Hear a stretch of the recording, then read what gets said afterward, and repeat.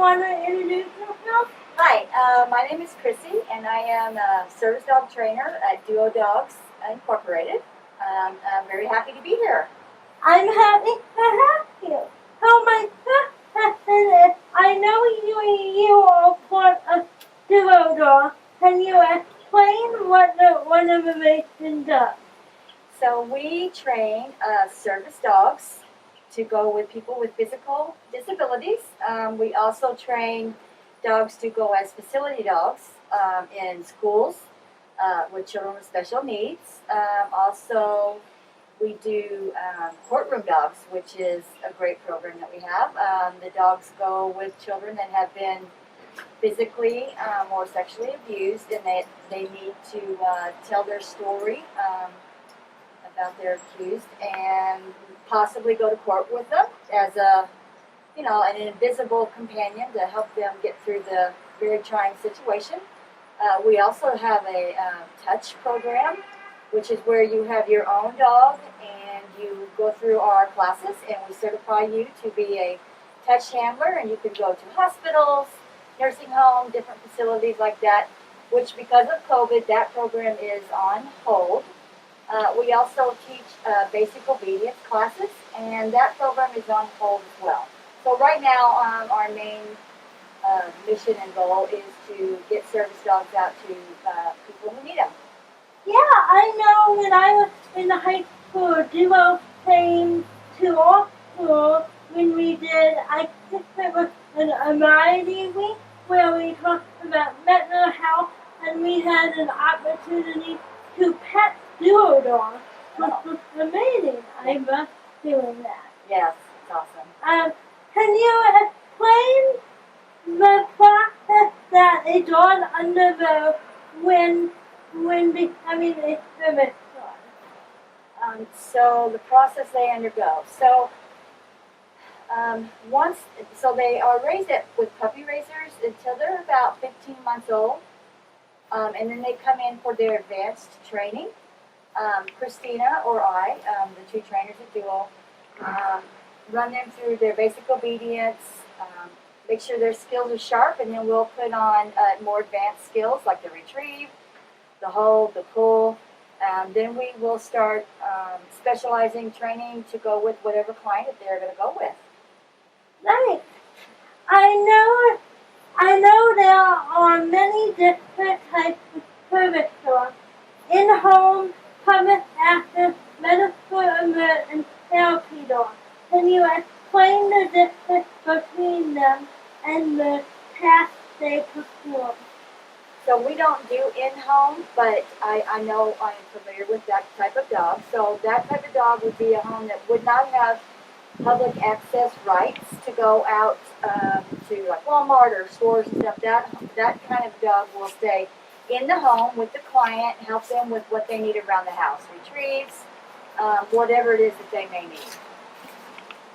And then the medical alert dog, some of them can detect if your blood sugar is low for diabetes. So they will alert you by bumping you, or I think some even bark at you to tell you if you don't know yourself that your sugar's low and that you need to take your medicine. And public access is what we do, and also facilities. So a public access dog means that they are certified and have been tested and passed their test in order to go with their client to stores, to malls, to anywhere out in public where service dogs are allowed to go. They can go with them and help them assist in whatever it is that they need. Yeah, I know.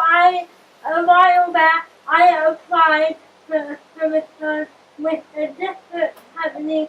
Didn't work out because they brought me a way too wild dog that was like all over me. It was bad.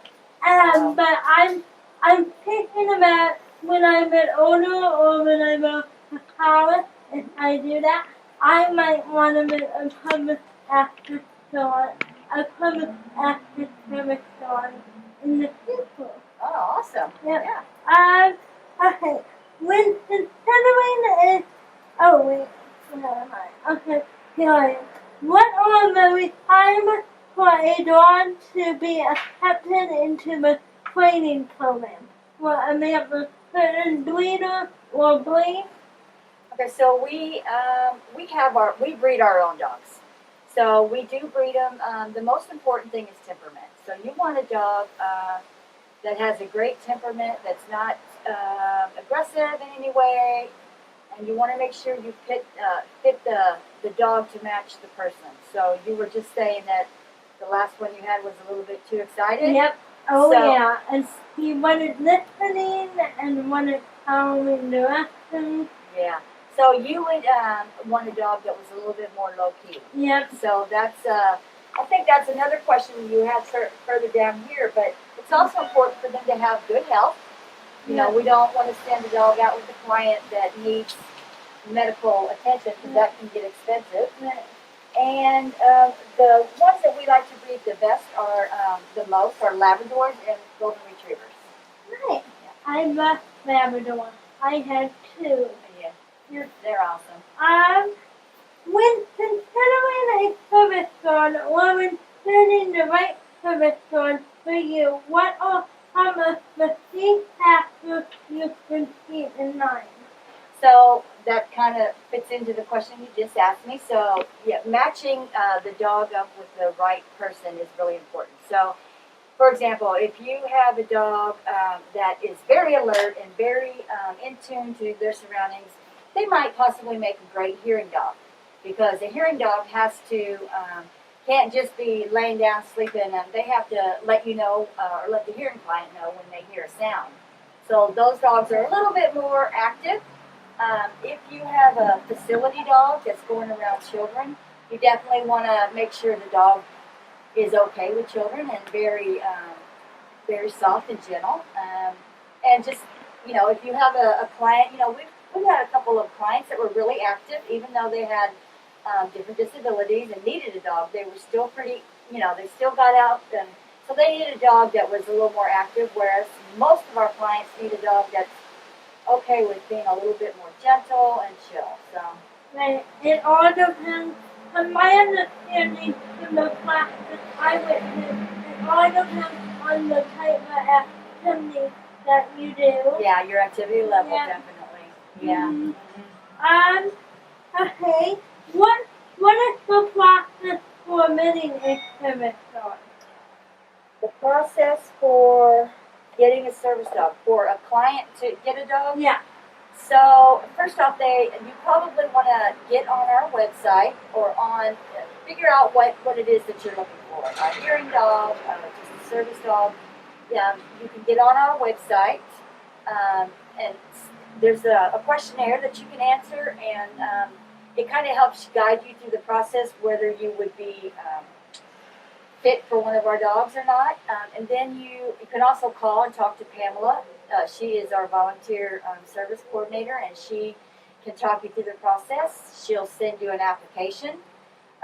The only fee that we have is a $100 application fee. Other than that, yeah, I think it's $100. Anyways, you fill out your application. You have to have references from people. I mean, there's different things in the application you have to do, like medical. Your doctor has to, put in, a word for you too.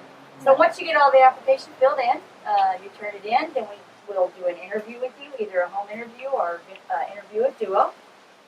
Then we gather together all as a team. We talk about your interview and your application, and we decide if we can get a dog with you. Yeah, and I'll put all the duo information down in the description down here. So if anyone wants more information, I'll put it down here. Let's see. What are the requirements for a handler to be accepted into the training program? So that is a case by case. So we actually meet with the client, like I said, and we figure out if we will be able to serve the client. So I can't really say there are certain requirements, but you do have to, be able to take care of the dog. You have to be, financially able. A little bit of a support system is is always good, like friends, family, you know. And you have to make a commitment and be responsible for the care of the dog. Definitely. Um, okay, can you tell me a success story when a service dog has positively impacted the handler's life? Sure. For example, one of our hearing dogs, we had his name was Lou. We had a father call us and say that Lou saved his daughter's life. So there was a tornado drill. The daughter, she had her cochlear implants out, and when she has them out, she's completely deaf. She couldn't hear the sirens. She didn't have her TV on. She didn't even really realize anything was going on. The dog kept hearing the sirens go off and kept alerting her. You know, a hearing dog alerts you over and over again, and basically led her. She realized something was going on. She couldn't see exactly what it was, but she figured it out. Went down the basement right before the tornado hit, and it really the dog literally saved her life. I will never forget how happy he was and how grateful he was for that. Wow. Yeah, I know that on YouTube in the disability community, there's a woman by the name of Joy Ross who is completely blind, and she has a service dog, and they were talking a Benny intersection, and a car came up behind her and almost hit her. But the dog, Arabella, that's the dog's name, got in between her. Wow. Prevented the car from hitting the handlebar. That's So nice. amazing things can happen with service dogs. Yes. Definitely. Can you tell me a story when a service dog has not been a good choice for a handler? So we did have, we placed a dog with a client who had Parkinson's disease. And with Parkinson's, sometimes it really progresses fastly. So he was kind of a big dog, and he ended up, you know, bumping into the client, and even just a little bump with the client with balance issues, and he kept knocking him over, not meaning to, because he was such like a big goof. Right. So we ended up placing another dog with him, but sometimes it just doesn't work. You know? Yeah. My experience. Yeah. What are the top rules for service dog etiquette? So, do you mean what the service dog needs to do, or do you mean what out in public? Out in public, what people People. do. Okay. So, mostly you don't want to just go rush up to, no matter how cute they are, you don't want to rush up to a person with a service dog. You want to remember that service dog is a part of their equipment. It's just like their cane or their wheelchair. You wouldn't go up to a person's wheelchair and start petting their wheelchair. So that's the same type of thing. You know, just be polite. Just remember that this dog is out there to help that person be more independent. And if they had everybody coming up and wanting to pet the dog all the time, you know, the person wouldn't get anything done. So Right. that's the main thing. Yeah. There are so many, like, on the internet, I heard so many people hear so many different things about how to behave about service animals. It's hard to tell what is accurate and what is not Right. accurate. Yeah. Yeah. Yeah, there are, you know, a lot of people say don't ever pet a service dog. But you know what? They're starting to say here lately that you want to ask, if you ask the Right. person, you know, if you can pet their dog, you know, Right. that would be more acceptable than just going up and starting to pet Yeah. the dog. Yeah. I agree with that. Yeah. And my next question is, I noticed the amount of misleading information about what a business can and can't ask when it comes to service dogs. Can you clarify what they can and can't ask the animal? So a business cannot ask a client what your disability is. So they can't ask you to specifically name what you have. You know, you couldn't if a client had PTSD or if they had an S or whatever. A business cannot ask you what your disability is. Number one, they can, however, ask you what does the dog do for you. So you know, do you need the dog because you drop things? You know, so you would say, yeah, the dog picks up things I dropped and opens doors for me.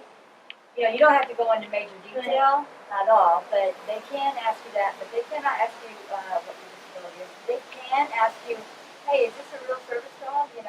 Um, you know, with our organization, we send tags showing if they're certified and also letters. So there's a lot of fake service dogs out there that's making it really hard because businesses have to deal with the fake service dog that comes in. They're unruly. They bark. They're not being good, and then it makes it harder for someone that has a real service dog to come in because they have that memory of that bad dog. So yeah, but like I said, they can't ask you what your medical condition is. And with Duo, we back our clients. For example, if they get denied a place to go where they have all the rights to go, they can contact us and we will stand up for them. And well, you always want to try and educate people without being rude. But like I said, Duo is there to back their people. So. Yeah, that's amazing. That one of them, I don't think that one of them I supported my youth, you know, because I noticed people have some people that have no idea what they are doing when it comes to disability awareness or interacting with someone with a disability as a normal human. Yeah. Because so many people come up and treat us like we're robots or like we're not equal to them. So I wanted to make sure that my YouTube channel was a positive resource. Yeah. Yeah. I agree. Yeah. But anyway, that's the end of this video, guys. Thank you, Christy, for being on my channel. Thanks for having me. If you like this video, give it a thumbs up. If you have any more questions, comment down below. And if you're new here, please subscribe.